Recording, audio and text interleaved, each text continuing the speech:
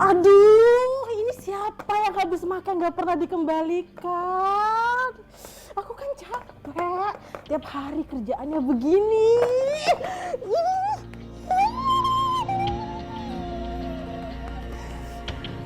Jadi kalau ada orang jalan, nanti kesandung. Ih, gak bisa lagi kabelnya. Ya, tantrum biasa dikenal sebagai kondisi emosi pada anak-anak yang ditunjukkan dengan menangis sambil berteriak dan meronta-ronta. Namun akhir-akhir ini tantrum kerap dinyatakan sebagai kondisi emosi non meledak yang dialami oleh orang dewasa. Tantrum berbeda dengan temperamental. Temperamen ini kan sebetulnya mengacu pada karakter gitu ya, bagian dari karakter seseorang yang mempengaruhi perbuatannya, sikapnya gitu ya. Mungkin yang dimaksud adalah temperamental gitu ya, yang itu lebih banyak dikaitkan dengan karakter yang suka marah-marah gitu ya.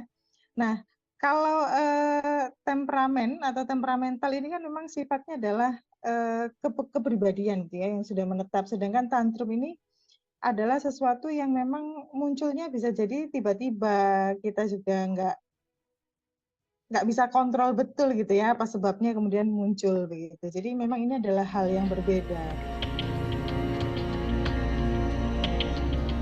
Menurut Rahma, tantrum dewasa sendiri bisa terjadi karena memang setiap manusia memiliki 3 sifat karakter umum atau ego state.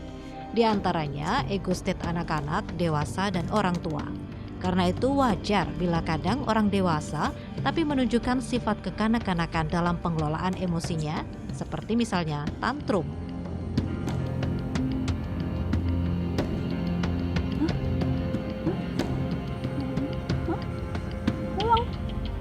Ngulang juga.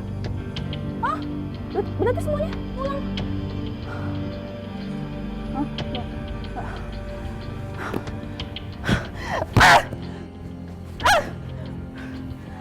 Hah?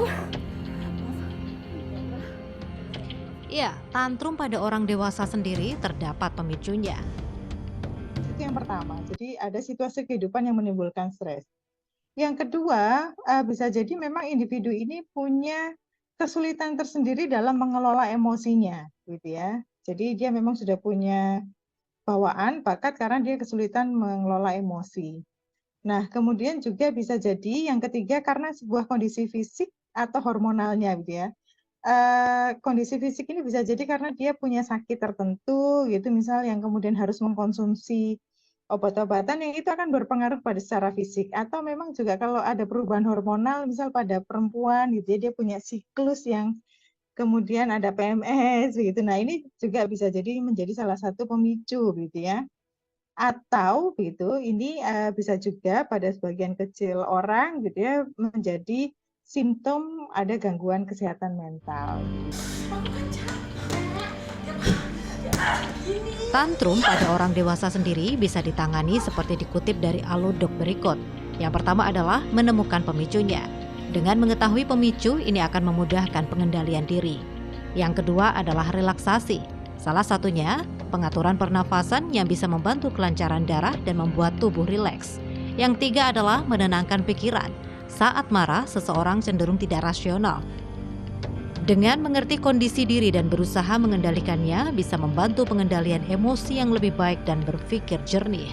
Yang keempat, mengalihkan ke energi positif, misalnya saja berolahraga. Tips ini bisa membuat tubuh lebih sehat, rileks, dan mengaktifkan hormon kebahagiaan.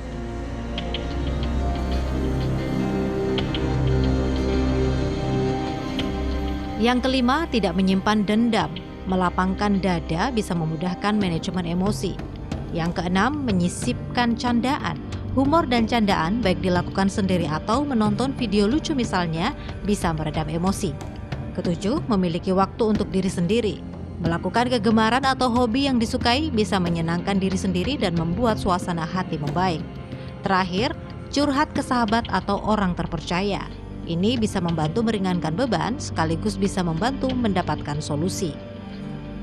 Selebihnya, bila masih belum merasa lebih baik untuk menangani tantrum pada orang dewasa, disarankan untuk berkonsultasi ke psikolog untuk mendapatkan tes psikologi, psikoterapi, ataupun rujukan ke psikiater untuk mendapatkan pengobatan lebih lanjut.